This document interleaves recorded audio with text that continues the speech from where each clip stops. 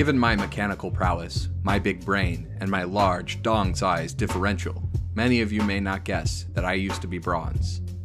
I am unashamed to admit that I was a bronzy, and still am at heart.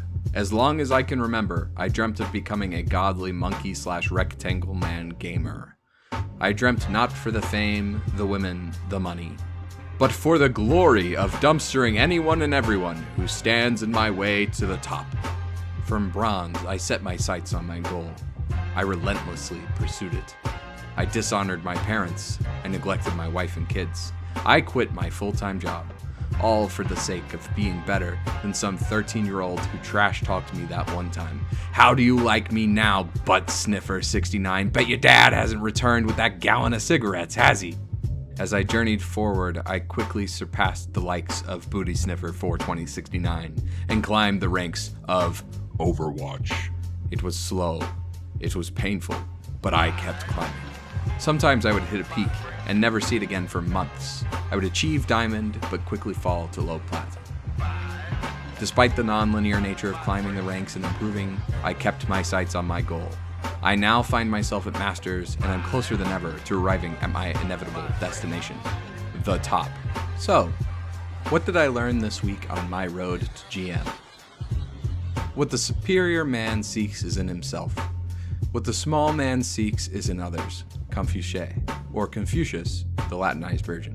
Attitude does not replace mechanics or fundamentals, but I have found that it is a huge factor in the speed of learning. I had gotten my mental in check when climbing before, but Masters really brings the worst out of everyone. So, just tell me each of your heroes. Winston and Ryan, that's all I can do.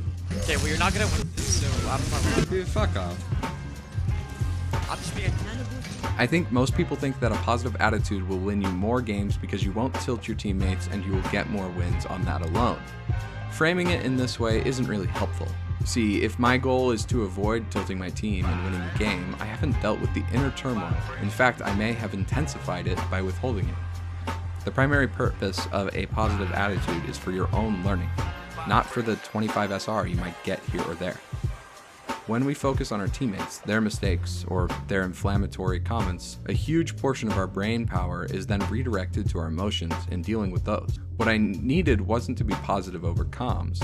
I needed to have an inner peace so my focus could be unwavering on improvement. This has been a crucial distinction for me, and I feel that I'm learning way quicker now that I have begun to strive for mental security and stillness rather than temporary results, i.e. the SR gained from one victory. This is easier said than done, of course, but I will strive for this attitude for the remainder of my years inside and outside of Overwatch.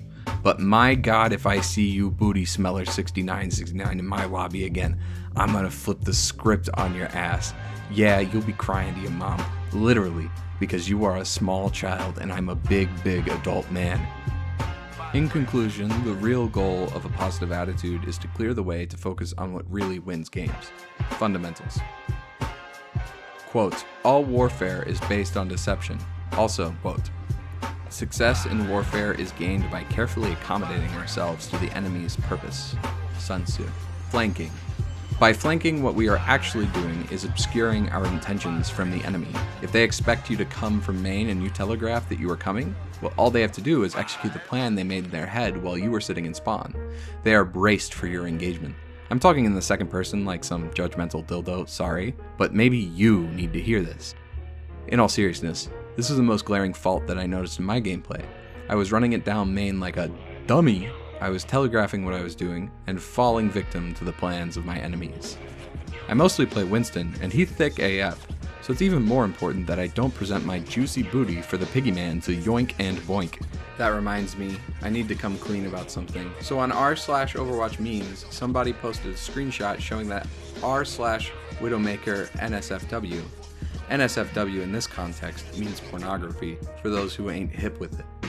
r/Widowmaker NSFW had more members than r/Widowmains.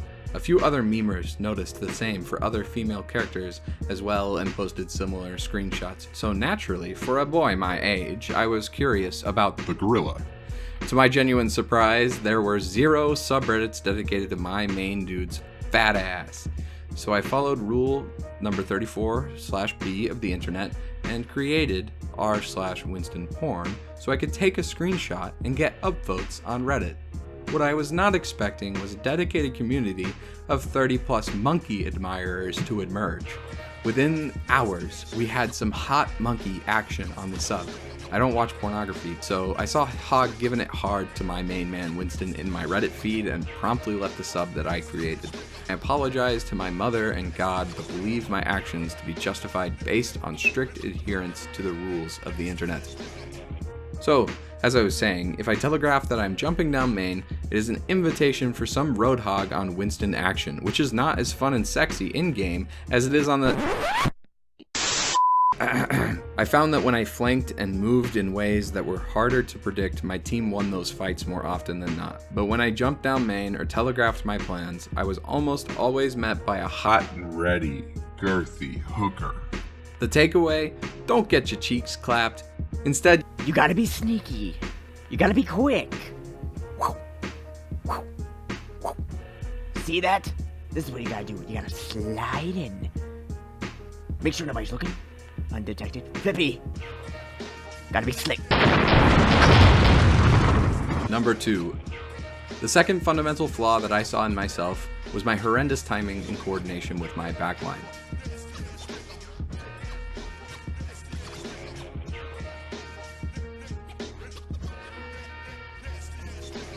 He will win who knows when to fight and when not to fight. The quality of decision is like the well-timed swoop of the falcon, which enables it to strike and destroy its victim, Sun Tzu. As main tank, it is incredibly important that we fight with our team. This might seem like an easy task, but I believe this is one of the most difficult skills in Overwatch to master.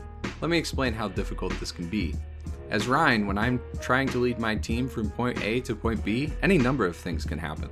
A soldier on an off-angle high ground means I need to change my pathing or my timing because I can't go in before that soldier is dealt with. And if my team doesn't have the means to deal with it, then I have to go up to that high ground and clear the soldier myself. Isolated, this still feels fairly simple, but what if a Doom was diving my Ana at the same time? And keep in mind, I'm simultaneously tracking the enemy cooldowns to look for an opportunity to engage, while managing my shield. Also, there is so much damage in the game, I'm mostly focused on trying not to blow up. If Doom engages my backline during the fight, I then need to realize that my backline is being dove and decide if it's better to back out or continue the engagement. Not to mention, I usually have to catch all this information from a quick glimpse since no one comms consistently, and the enemy Echo or whoever is not going to allow me to take a long look behind because she can blow me up in less than a second. Main tanks need to develop a sixth sense, eyes in the back of their head, a discerning ear that can realize when their Ana stops shooting them, or an enemy Reaper TPs to the high ground above you.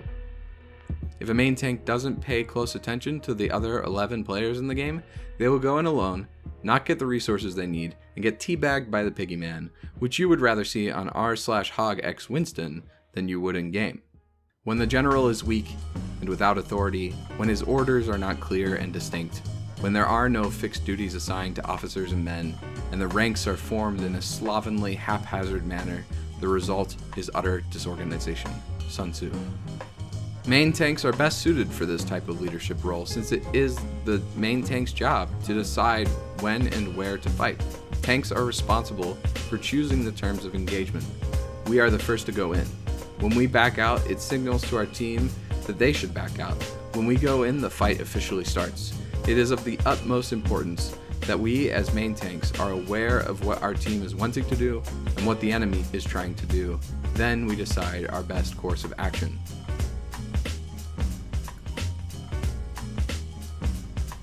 Hey, thanks for watching.